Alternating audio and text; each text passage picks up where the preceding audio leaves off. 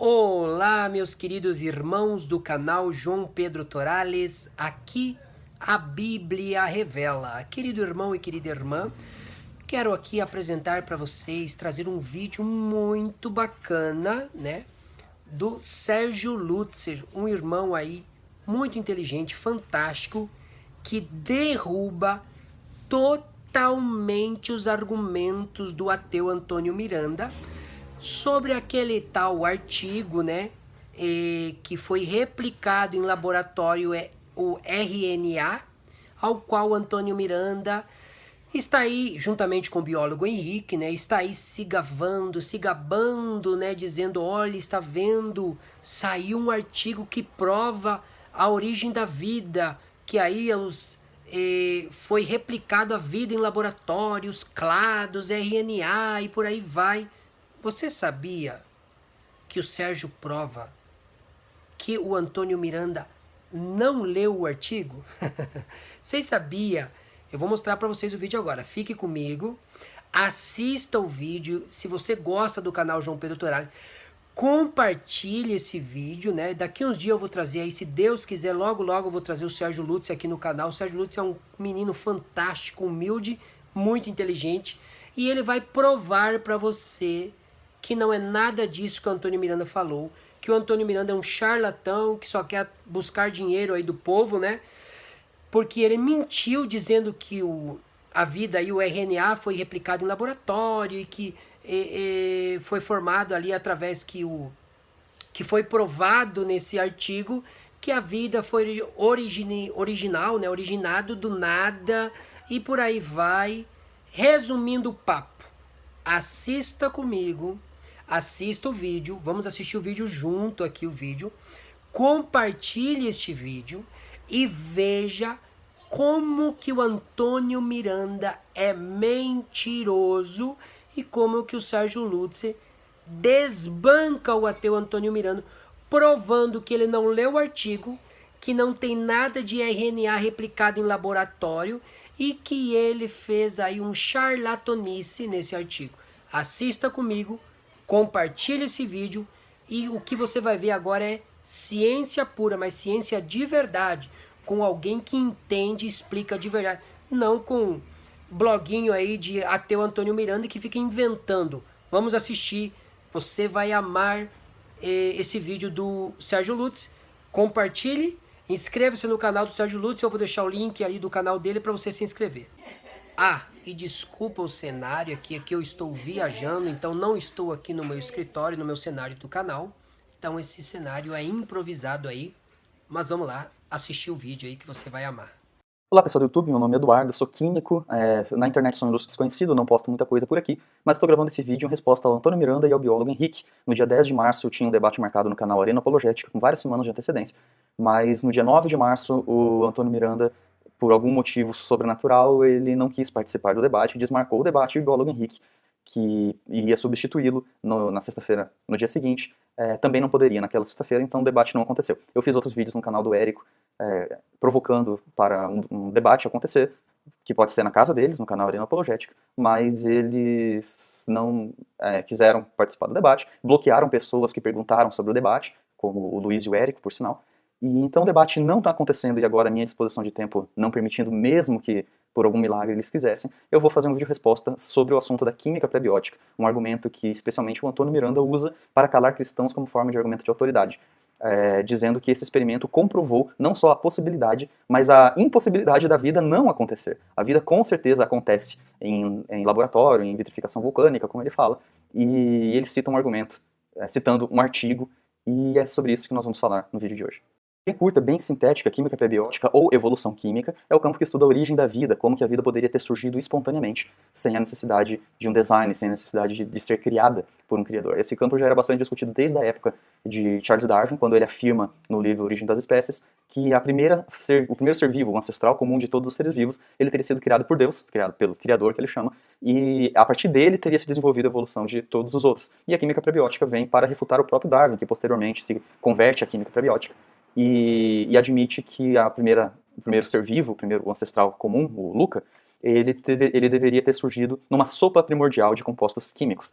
Esse campo ele ganhou a sua própria área, ele se tornou autônomo lá para a década de 50, depois dos experimentos de Stanley Miller, mas depois de todos os fracassos consecutivos no campo da química prebiótica, muitos evolucionistas, especialmente do neo-evolucionismo, neo-darwinismo, eles começam a tentar separar a química prebiótica da evolução biológica. A química prebiótica, que até então era chamada de teoria geral da evolução, e eles tentam separar da teoria especial da evolução. Até hoje, boa parte das grandes universidades do mundo todo reservam um percentual da sua verba para pesquisa unicamente para o campo da química prebiótica, que é considerado um dos campos mais difíceis para a explicação naturalista. Mas, no entanto, para alguns ateus de blog no YouTube, não cientistas, dotados de uma mente brilhante, superior, que transcende o tempo e espaço, esse problema sequer existe. E todas essas pesquisas nessas áreas, elas não passam de coisas estúpidas, porque a evolução química ela acontece naturalmente, ela está acontecendo agora, bem debaixo dos nossos olhos, em qualquer caldo orgânico que exista no mundo. Qual é a probabilidade de até mesmo uma molécula simples de proteína se formar ao acaso num caldo orgânico? Pô, num caldo orgânico é tranquilo, cara. Num caldo orgânico é tranquilo, isso acontece. Poxa, num caldo orgânico é tranquilo, inclusive, atualmente, de acordo com o biólogo Henrique, sim. Por pura coincidência, foi precisamente contra essa mentalidade, que era muito comum na época de Charles Darwin, que Louis Pasteur ele ganhou renome mundial quando ele fez uma experiência precisamente mostrando que caldo orgânico nenhum no mundo poderia gerar vida espontaneamente. E foi a partir disso que se desenvolveu o que nós chamamos hoje de teoria da biogênese. Pasteur estudou a fermentação e formulou a teoria dos germes.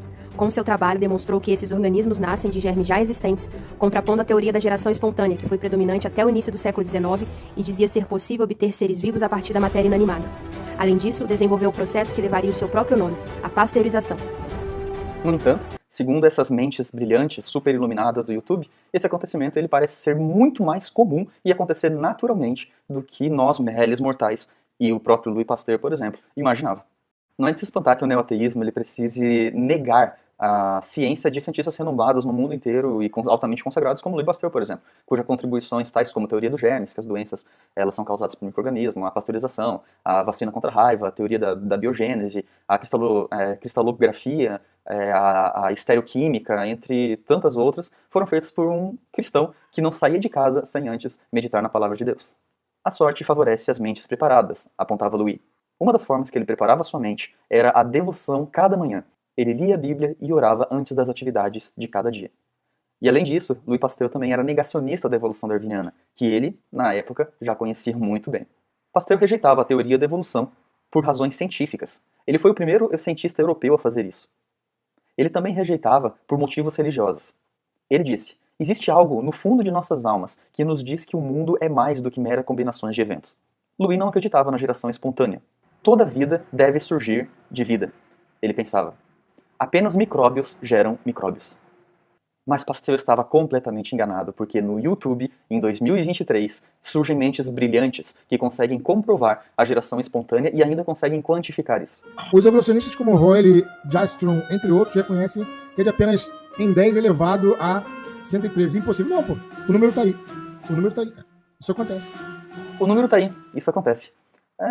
Eu já posso adiantar que o número, na verdade, é muito maior do que esse. Mas vamos supor que seja só esse. Evolucionistas, eles tendem a fazer um monte de concessão para acreditar as suas crenças. Mas vamos supor que seja só esse, 10 elevado a 113. Aparentemente é um requisito para você acreditar nisso, você não saber matemática, não ter a menor ideia. Fazendo uma pesquisa rápida no Google, nós descobrimos que o número de células do corpo humano está na casa de 37 trilhões. Isso é 3,7 vezes 10 a 12. Está bastante longe de 113, né? De elevado a 113, porque são ordens de grandeza, não são simplesmente números. Vamos ver o número de átomos do corpo humano, então. 7 quadrilhões de átomos, ou 7 vezes 10 elevado a 27. Bastante? É, mas ainda está muitas ordens de grandeza. Não dá nem para expressar isso em questão de porcentagem. Então vamos deixar o ser humano de lado e vamos ver quantos átomos existem no mundo inteiro.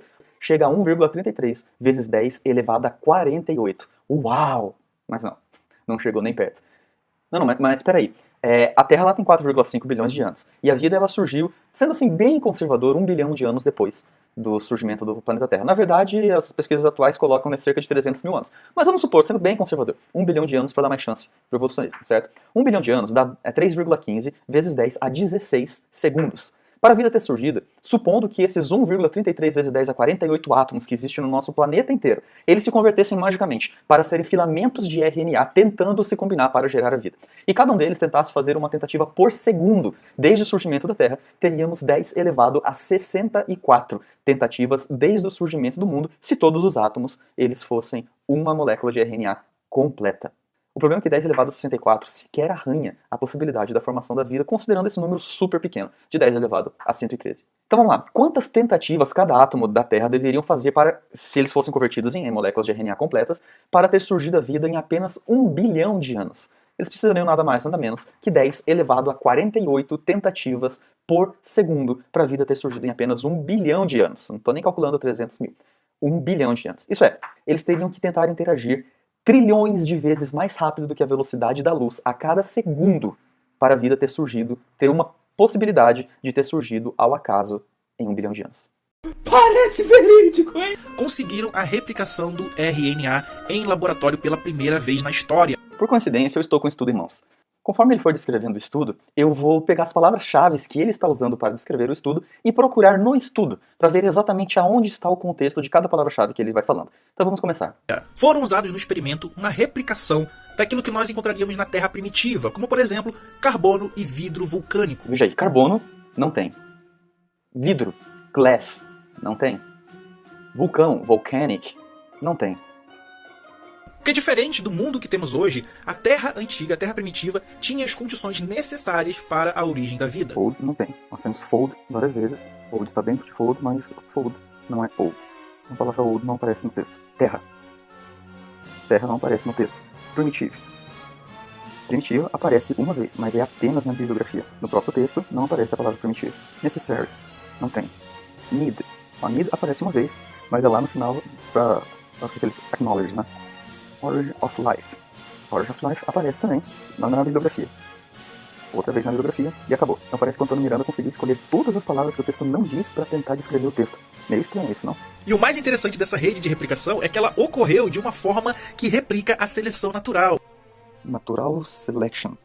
Aparece uma vez no texto mesmo, logo no início, para falar de outros estudos, não do estudo dela, e depois disso, acabou. Significa que esse trabalho não fala de origem da vida, não fala de terra primitiva, não fala de seleção natural.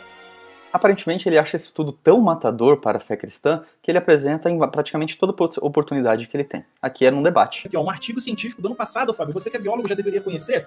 Evolutionary Transition from a Single RNA Replicator to a Multiple Replicator Network, tá? Aqui eu vou fazer um corte porque aí ele vai ficar provocando o adversário, mas depois ele continua sobre o estudo. Mas olha aqui quantos clados esse RNA, ele deu origem. Mais de 5 clados em processo de evolução darwiniana. A palavra clado também não tem no texto. Eu acho que ele confundiu clado com linhagem, com branch. Que ele diz, ó, que formaram 5 linhagens de RNA. Inclusive, naquela figurinha que ele mostra, ele descreve ali as linhagens, não os clados. Eu acho que ele não sabe a diferença de clado para linhagem. Clado é o ancestral comum de vários branches, de várias linhagens, de vários ramos diferentes. Ou seja, aqui é a evolução em sua forma mais pura, simples e singela, galera. Tá aqui o artigo, tá? Para quem quiser consultar. Isso aqui, no mundo antigo, tá em vitrificação vulcânica. Vulcão ou vulcânico, a gente já viu que não tem no texto, mas vale a pena olhar a vitrificação. Sequer tem vitre. Pode ser glazing também. Também não tem. Mas o verdadeiro ouro começa agora. Fábio, que eu acho que você se esquece, você fica fazendo essas perguntinhas achando que tá lidando com o leigo. Esse é o ponto central do artigo. Ele não é leigo. Claro, é uma mente brilhante. Você sabe que as membranas celulares são formadas por peptídeos, né? Esses peptídeos, quando você tem nas condições do mundo antigo, você nas zonas de fumarola, por exemplo, zonas vulcânicas. Zonas vulcânicas não sequer menciona no texto. Agora ele fala de peptídeos, que aparece uma única vez no texto, falando de outros artigos. O próprio artigo aqui não fala sobre peptídeos. E depois aparece lá no final, na bibliografia, e depois acabou. Zona de fumarola. A palavra zona também não tem no texto. Fumarola também não tem no texto. Só que a zona de fumarola pode ser em inglês hydrothermal vents. Então podemos colocar hidrotermal, não tem. Vents também não tem. Tem events, né? Prevent, mas event não tem. Eles se expandem e liberam poros onde pode entrar os monômeros, que eles vão se fundir com outros monômeros em ligação covalente, em ponte de hidrogênio, tudo isso para formar as cadeias de polímero. Monômeros não tem, polímeros não tem, covalente não tem, hydrogen não tem. Depois ele fala um negócio meio megazord aqui, polímero, isso não existe, mas acho que ele quer dizer polímeros. Isso também não tem. Basicamente, nada que ele fala sobre o texto tem no texto. Mas a verdadeira pérola de valor vem agora. E a partir dessa replicação natural que existe nesse ambiente, você vai ter uma predação por osmose. Você sabe o que é isso? Predação por osmose. Esse termo eu achei bastante interessante porque quando eu ouvi, eu confesso que eu não sabia o que era predação por osmose. Nunca ouvi falar nisso. Aí eu, como Hellis mortal, fui perguntar para quem pode saber. Comecei fazendo uma pesquisa no Google, que não deu nenhum resultado. Deu resultado de predação, deu resultado de osmose, mas não predação por osmose. Então eu perguntei para essas inteligências artificiais. Perguntei para o ChatGPT. Só que talvez o ChatGPT em português ele seja meio burrinho, então eu perguntei em alemão e perguntei em inglês também. Só que nenhum deles sabia da existência do termo predação por osmose. Aí eu falei, não, mas a inteligência artificial é meio burra mesmo, né? Vamos procurar quem sabe das coisas. Fui na revista Nature. Na revista Nature procurei o termo predação por osmose, que seria predation through osmosis, ou osmosis predation, que seja, qualquer um dos dois termos. Não encontrei nada. Só que quando eu procurei coisas que existem de verdade, como por exemplo, Darwin estava errado, aí deu vários resultados. Aí, bom, mas quem que é Nature na fila do pão, né? Então eu fui procurar na Science também. E quando eu cheguei na Science, igualmente não existia o termo predação por osmose. Mas Darwin estava errado, esse existia. Mas quem que é Nature e Science na fila do pão, né? Eu fui no Google Acadêmico. E quando eu cheguei no Google Acadêmico, eu também não consegui nenhum resultado para predação por osmose. No entanto, Darwin estava errado, tem vários. A conclusão que eu cheguei é que deve ser um assunto tão complexo, mas tão complexo, que nem os pesquisadores no mundo inteiro conseguiram idealizar esse assunto inteiro. Apenas as mentes brilhantes conseguem desenvolver um assunto tão complexo como esse. Ou a explicação mais óbvia, né? Não existe. Nesse caso seria apenas um argumento inventado para parecer que tem um argumento. Então, além do fato de nenhuma das palavras-chave que ele descreve estar no texto, o fato dele ter que inventar um termo para justificar a sua crença já deveria ser a primeira bandeira vermelha de um público pensante, que verificaria o que ele fala antes de simplesmente aceitar. Mas, continuando... Onde eles vão crescer, vão ficar em forma tubular e vão se dividir, dando origem a outros indivíduos, carregando esse material genético de forma totalmente aleatória. Isso que ele está descrevendo existe, só que não se chama predação por osmose. Se chama reprodução assexuada, por fragmentação ou até por brotamento. Mas, ele não é aleatório. E 2, ele só acontece em células prontas. Não em filamentos de RNA avulsos, até porque filamentos de RNA avulsos eles nem existem na natureza. O RNA é produzido na célula, para a célula, pela célula. Afinal de contas, a vida só pode vir da vida. Postulado fundamental na teoria da biogênese, aceita mundialmente e confirmada N vezes por qualquer experimento de laboratório, jamais sequer uma possibilidade de refutação. Mas, por algum motivo, foi refutado por mentes brilhantes do YouTube que encontraram um artigo que mostra que as protocélulas, elas se dividiam antes do Luca. É o que a gente observou no artigo que saiu esse ano, cara. Ó, esse ano, RNA se dividindo e evoluindo sozinho, em clados diferentes, sem ter vida. E aí?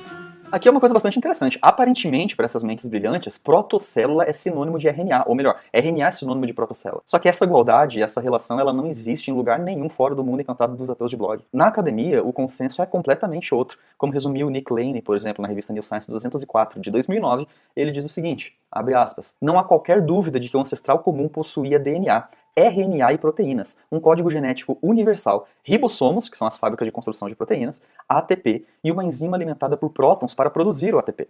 Os mecanismos detalhados de leitura do DNA e conversão de genes em proteínas também deveriam estar presentes. Em resumo, o último ancestral comum de toda a vida se parece e muito com uma célula moderna. Mas não no fantástico mundo dos ateus de blog e do YouTube. O problema é que mesmo no imaginário evolutivo sério, protocélula é uma célula comum, uma célula como as nossas, só que um pouquinho mais simples, que tem basicamente todas as mesmas funções, só que de forma um pouquinho simplificada. Como simplificada? Ninguém sabe responder. Os estudos recentes eles sugerem que é impossível manter qualquer tipo de protocélula autossustentável com menos de 477 genes, o que é infinitamente, não é infinitamente, né? Mas é muito mais do que o imaginário popular evolucionista gostaria que fosse verdade. Esse imaginário popular de que as células são algo extremamente simples e que as protocélulas poderiam ser muito simples, na verdade é da mitologia criada pelo Dr. Lewis, né? Que foi endossada inclusive por Charles Darwin, que descrevia uma célula como uma estrutura nuclear a que atribuem poderes misteriosos por darem uma importância exagerada, cercado pela forma mais simples de vida orgânica, o citoplasma, que é um pequeno amontoado microscópico de substâncias gelatinosas que é destituído de textura e destituído de órgãos, com nenhum traço de organização. Mas o mais interessante é que essa célula super mágica, ela simplesmente desapareceu no mundo primitivo, sem deixar absolutamente nenhum resquício. E ficamos só com essas estruturas super complexas que temos até hoje. Mas não, meus amigos. No fantástico mundo da militância ateísta, dos cientistas de YouTube, é tudo muito mais fácil. Assim como é muito fácil, muito simples o homem ir para Marte, nas histórias encantadas de uma criança de 5 anos sonhando em ser astronauta. Interessante que ele insiste que esse artigo, que nós já vamos estudar a fundo aqui, mostra que monômeros viram polímeros. E são palavras que nem existem no artigo. Monômeros que viram polímeros, pronto. Qual é a dificuldade? Evidentemente no artigo. E ainda pergunta qual é a dificuldade disso. Afinal de contas, segundo ele, os pesquisadores simplesmente deixaram os elementos químicos trabalhando e o resto é mágica. Frente ao fato de que ele conseguiu citar o artigo falando absolutamente todas as palavras que o artigo não diz, me vem uma pergunta. Então, Miranda, você leu esse artigo? Peraí, mas eu não preciso especular. Ele responde. O experimento inicial foi coletado o RNA e o RNA foi incluído no experimento ou não havia sido incluído o RNA e ele surgiu? Não, eu acho que eles coletaram, Antônio. Você não lembra, não? Tu que leu o artigo. Cara, eu acho que surgiu e apresentou o comportamento da RNA, mas teria que reler pra confirmar. Nossa, hein? Que decepção. E aí, afinal de contas, o RNA começou pronto ou ele se formou assim só com os compostos químicos que estavam lá? Essa não é uma pergunta de pouca importância para o artigo, na verdade tem tudo a ver com o próprio assunto do artigo. Mas tá bom, vamos entendê-lo, né? Afinal de contas, essa resposta deve estar muito escondida dentro do artigo. A gente já vai ver daqui a pouco o quão escondida ela estava. Só que o mais engraçado é que o suposto biólogo que afirma com tanta certeza o tempo todo de que isso acontece o tempo todo. Ele mesmo afirma que ele não leu o artigo. Você não lembra, não? Tu que leu o artigo. Foi o Antônio Miranda que leu. É ele que precisa reler. O que significa que o suposto biólogo, ele tá falando algo que ele não sabe, baseado num artigo que ele não leu e que ele apenas ouviu um ateu de blog não acadêmico simplesmente comentar e ele acredita e repassa como se fosse verdade absoluta. O problema é que o próprio não acadêmico, porém auto-intitulado não leigo, também não leu o artigo. Mas ao que tudo indica, isso não é realmente necessário. Afinal de contas, essas mentes brilhantes, elas transcenderam o tempo e o espaço, transcenderam a própria ciência e eles não precisam sequer ler estudos dos outros, pois eles são a sua própria fonte. Primeiro, deixa eu responder sobre o acadêmico, tá? Sim, eu tenho muito orgulho de ser acadêmico e tenho muito orgulho de eu mesmo ser a própria fonte. Tá? Eu mesmo sou a porra da fonte, cara. Eu tenho orgulho disso do cacete. O tudólogo aqui, hoje... De acordo com ele mesmo, o super tudólogo Henrique, especialista em todas as áreas possíveis, pode falar de absolutamente tudo, pode falar de absolutamente todos e refuta qualquer um só de olhar para eles. A mim, particularmente, não resta dúvida que esse é um exemplo perfeito do efeito Dunning-Kruger. Isso é, quanto mais ignorante você é sobre um assunto, mais certeza você tem sobre ele. Mas esse não é o tema do artigo, então não vou entrar em detalhes aqui, mas agora que nós já sabemos tudo que o artigo não diz, com todas as palavras que não existem nesse artigo pela própria descrição do Antônio Miranda, vamos dar uma olhada no que de fato o artigo diz. A primeira coisa que salta aos olhos é que o texto ele fala de química prebiótica, de evolução química, apenas na primeira linha. Depois ele nunca mais toca nesse assunto, apenas para contextualizar, dizendo que as moléculas elas precisariam ser autorreplicantes se a vida quisesse se perpetuar. E só. A partir daí, ele começa. Aqui realizamos experimento de evolução a longo prazo do RNA, que se replica usando uma RNA replicase autoencodificada. O RNA se diversifica em múltiplas linhagens hospedeiras e parasitas coexistentes, cuja frequência na população inicialmente oscila e gradualmente se estabilizam. Será que isso tem a ver com o que o Antônio Miranda descreveu? Com a palavra, o iluminado. Até reproduzido esse ano em laboratório, né? Deixaram lá elementos químicos trabalhando, né? E aí formaram ali os compostos orgânicos dentro da condição do universo primitivo, que gerou ali os RNAs que faziam a sua devida seleção natural e evoluíram de forma natural. Olha que interessante. O Antônio Miranda diz que eles simplesmente deixaram um composto lá com toda certeza, né? Que eles deixaram os compostos e os compostos foram fazendo o seu trabalho e evoluíram de forma natural, virou RNA, o RNA começou a codificar as coisas e começou a se replicar e tudo de forma absolutamente natural, sem um pingo de dúvida do que está falando quando o assunto é para calar cristãos. No entanto, o artigo afirma já na introdução que eles partiram de um RNA já pronto, que já existia autocatalítico, com a capacidade de codificar uma RNA replicase. E, note, isso não estava escondido no texto, estava logo na introdução. Qualquer pessoa que tivesse sequer lido a introdução saberia que isso não tem nada a ver com o que ele está descrevendo. A RNA replicase é uma enzima. O que é uma enzima? Uma enzima é uma proteína, só que tem uma função específica de catalisador biológico. Só que isso traz um problema bastante grande para a interpretação do Antônio Miranda desse artigo, porque eu posso fazer uma pergunta de ensino médio aqui. Uma sequência, um filamento de RNA, mesmo que ele esteja codificando uma proteína correta, como é o caso aqui, ele está codificando o RNA replicase, e mesmo que seja composto por nucleotídeos e não uma sequência solta, nucleotídeos eles são um filamento de RNA ligado às riboses, se for do DNA é uma dupla hélice ligado a duas desoxirribose, e essas ligadas aos grupos fosfatos, quer dizer, é um negócio inteiro, não é simplesmente um filamento de RNA. Mesmo que esse filamento ele traga informação para a produção de uma proteína, o que o RNA consegue fazer sozinho para produzir essa proteína? E a resposta é muito simples, nada. O problema é que ele afirma isso na presença do biólogo. E o biólogo, ouvindo isso, ele deveria ter cacife suficiente, se ele terminou de fato o ensino médio, para corrigir esse tipo de informação. O RNA, assim como o DNA, é apenas um código, um plano de construção que tem tanto poder para a construção de uma proteína, quanto a planta de uma casa tem poder para a construção de uma casa. Isso é, sem os operários, os pedreiros, os maquinários, uma matéria-prima, mão de obra, uma planta é só um pedaço de papel inútil. Só isso já significa que esse experimento começou, no mínimo, com a sequência de RNA autocatalítica pronta, já toda bonitinha, né? 2, a enzima RNA replicase, porque ela não teria como fazer a RNA replicase se ela estivesse simplesmente sozinha no mundo. 3, um sistema de tradução pronto para construir a planta que o RNA tem a informação. E, obviamente, no mínimo, um RNA mensageiro para levar o projeto até o sistema de tradução, a saber, os ribossomos. O mais interessante é que de tudo isso, que é uma necessidade mínima para o estudo conseguir progredir, a coisa mais simples que tem em toda essa complexidade exigida é a própria sequência alvo do estudo, que é a sequência de RNA autocatalítica. Mas será que eu não estou falando isso aí só para inventar palavras do artigo? Porque o Antônio Miranda disse que as coisas surgiram simplesmente de compostos químicos que estavam lá. Vamos ver, vamos prosseguir no estudo. Deixa o estudo responder isso pra gente. Felizmente para nós, não tanto para ele, mas para nós com certeza, a charada ela é resolvida logo na página 2. Diz assim, o sistema de replicação de RNA, figura 1A, consiste em um RNA de fita simples, RNA hospedeiro, que codifica a subunidade catalítica do RNA polimerase dependente do RNA de Quebeta. Quebeta é um vírus, isso traduzindo, eles estão dizendo que eles extraíram o RNA de um vírus e um sistema de tradução reconstituído da Escherichia coli. Então aqui tem 2 pontos interessantes. Primeiro que já era necessário o sistema de tradução inteiro da Escherichia coli, e segundo que o vírus também estava inteiro, o vírus também não se formou, o RNA ele foi extraído completinho. E ele dá uma fonte para o sistema de tradução. Esse sistema de tradução é a fonte 30. Aqui na fonte 30, esse estudo ele vai explicar qual que era o sistema de tradução. Então vamos verificar o estudo para saber o que estava em jogo no início do experimento. Ao olhar a fonte, a gente vê que tinha mais coisa, mas um resumo introdutório tinha mais coisa, tá? Mas para não gastar muito tempo aqui, ele descreve o sistema puro nos seguintes termos. O sistema puro inclui 32 componentes que foram purificados individualmente. Isso é bastante interessante, né? Porque essa purificação ela acontece de forma completamente natural, sozinha, na natureza, né? Mas enfim, esses 32 componentes são IF, tem 3 IFs, 2 EF, 3 EF também, 2 RF e 1 RRF. O que são essas coisas? Eles são proteínas. IF são fatores de iniciação, EF eles são fatores de elongação, o RF são fatores de liberação, release, né? E o RRF é um fator de reciclagem ribossômica. Na verdade, essas proteínas elas estão ali para conseguir levar as informações para fazer a tradução e a codificação. Em geral, cada uma dessas proteínas tem cerca de 600 aminoácidos. Eu fiz uma conta rápida aqui, e se somar os aminoácidos de todas essas proteínas, era necessário 3.536 aminoácidos já homoquiralizados, ordenados e sintetizados em seus respectivos grupos e funções que já precisavam estar lá só nesses IFs antes que o RNA conseguisse se replicar. Depois ele segue descrevendo que eram 20 ARS. O que são essas ARS? Elas são nada mais nada menos que as enzimas responsáveis por plotar, isso é, por pegar os aminoácidos e construir as outras proteínas. Cada enzima, cada tipo de aminoácido diferente tem a necessidade de uma enzima que o coloque no local certo, na ordem certa, de acordo com o plano do RNA ou do DNA, para que a proteína seja construída. Então, essas 20 enzimas também estavam ali. Existem algumas exceções com cerca de 460 aminoácidos, mas, em geral, essas enzimas possuem entre 900 e 1.100 aminoácidos cada. Nessas 20 enzimas, nós temos um total de aproximadamente 19.000 aminoácidos que já precisavam estar ali, homoquiralizados, ordenados, sintetizados em seus respectivos grupos e funções, antes que o RNA conseguisse se replicar. MTF é outra enzima de tradução com cerca de 300 aminoácidos, o RNA polimerase que nós já falamos, que eu falei que deveria estar ali de princípio, aqui confirma que ele estava ali. E depois ele fala ribossomos. Ribossomos é um maquinário extremamente complexo, muito mais complexo que o próprio RNA ou qualquer coisa que foi citada aqui, porque ele é um conjunto de aproximadamente 5.000 pares de bases de DNA. O que significa também, já dá uma dica aqui pra gente, que o DNA também precisaria existir antes que o RNA conseguisse se replicar.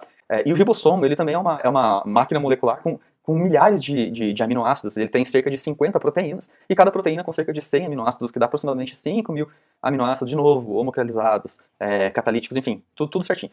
O estudo não diz quantos ribossomos foram, mas no mínimo podemos colocar aqui por baixo 2, porque era plural, certo? Como se não bastasse, o sistema disse que ainda em adição, ele tinha 46 RNA transmissores completinhos. Quer dizer, uma sequência de RNA que eles queriam replicar precisava de 46 outras sequências de RNAs que já existiam para conseguir replicar essa sequenciazinha ali. Esse fosfato de creatina e o ácido 10-formil, enfim, eles são compostos químicos, tem os 20 aminoácidos, o que significa que não eram apenas 20, eram os 20 tipos em abundância, homoquiralizados, em excesso, que estavam ali para construir qualquer coisa que precisasse ser construída, e as demais aqui embaixo, elas são outros tipos de enzimas para ATP, por exemplo. Enfim, se a gente for fazer uma conta aqui por baixo, para que esse RNA pudesse se replicar assim de forma darwiniana, como afirma o Antônio Miranda, de forma natural, sozinho, ele precisaria por trás dele um maquinário extremamente complexo de, pelo menos, no mínimo, chutando bem por baixo, assim, sendo bem conservador, 30 mil aminoácidos, já na formação correta, homocrializados, enfim, além de pelo menos 90 mil bases nitrogenadas de RNA e DNA, que também já deveriam existir antes que esse RNA ele conseguisse se replicar. Mas acabou por aí? Não. Fica aí comigo, Antônio Miranda. O texto continua. O estudo ainda fala em detalhes o que era essa sequência de RNA que se replicou sozinha, que surgiu sozinha através de compostos químicos, né? Ele diz aqui, a preparação do sistema de tradução, com base no sistema de tradução reconstituído da Escherichia coli, que nós acabamos de ver, a fonte 30, e o óleo saturado de tampão foi feito conforme descrito anteriormente. Ele dá a referência 27. Para a gente entender o que ele estava sendo feito ali, a gente precisa saber o que é essa referência 37. E nós vamos aqui para esse estudo que diz assim, ó, evolução darwiniana, opa, mais um clickbait. A evolucionista gosta de clickbait, né? E o artigo ele descreve o sistema da seguinte forma. Nesse sistema de replicação de RNA acoplado à tradução, o RNA de cadeia positiva do genoma, que possuía 2.125 nucleotídeos, eita, é bastante nucleotídeo, né, para algo que surgiu assim do nada, ele se replica usando um RNA replicase traduzido a partir de sua própria sequência por meio de síntese de cadeias complementares negativas. Isso é a replicação do RNA genômico. Beleza, mas peraí. Ele parece descrever em detalhes de onde que veio esse RNA de 2.125 nucleotídeos. Nucleotídeos, não é nem uma sequência, é um nucleotídeo, já estava com o pacote todo.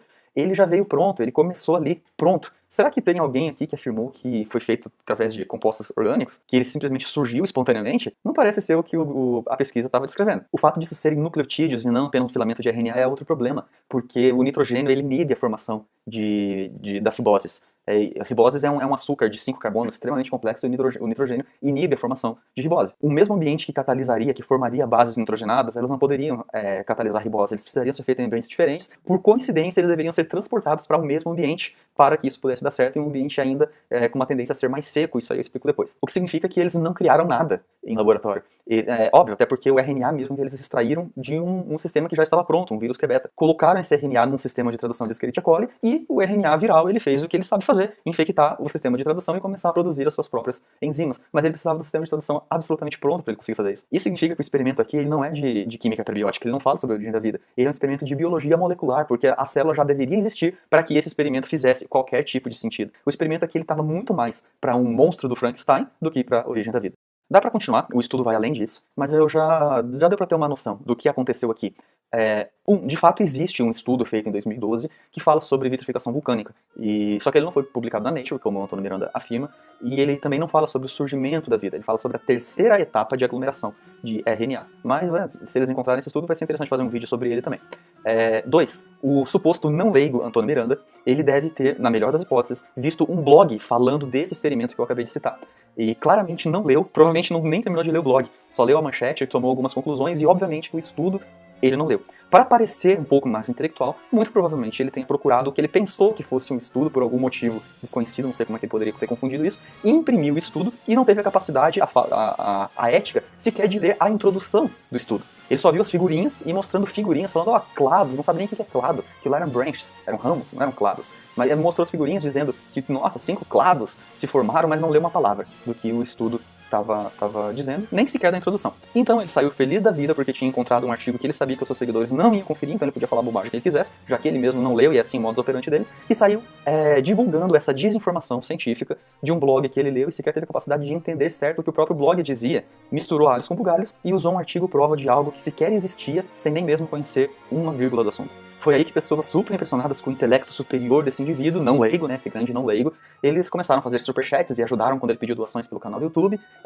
conseguindo embolsar dinheiro de dezenas, talvez centenas ou até milhares de pessoas que acreditavam que ele havia lido o artigo e estava trazendo uma informação relevante e verdadeira e igualmente não tiveram a preguiça de simplesmente ficar por isso, não tiveram a audácia, digamos assim, de sequer conferir o que foi dito. Recebeu e simplesmente aceitou. E em seguida ele percebeu que isso dá dinheiro e foi na internet conseguir mais dinheiro, acusando pastores de charlatanismo, pregando mentiras e interessados unicamente no valor que eles teriam a receber sem isso, sem perceber que ele próprio estava vendo a sua própria religião. Outra, eu ganho mais dinheiro no YouTube do que na academia. Então, inclusive, construí esse livro graças ao dinheiro do YouTube.